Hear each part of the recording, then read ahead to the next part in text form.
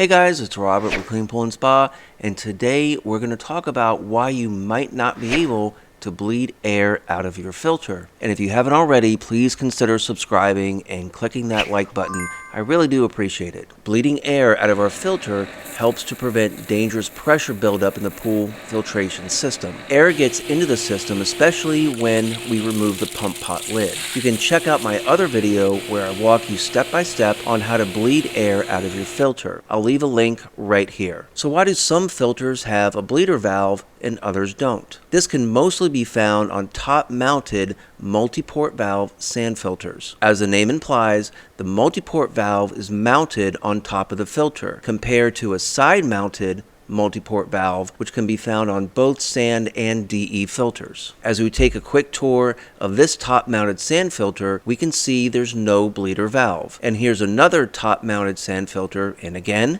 no bleeder valve anywhere in sight. And here's yet another sand filter with a multiport valve on top of the filter. Now, all these filters have two things in common. Obviously, the multiport valve and plumbing are mounted on top. And because air will always rise in the filter, the air will automatically find its way out of the filter through the plumbing and be deposited into the pool through the returns. This is not always the case though.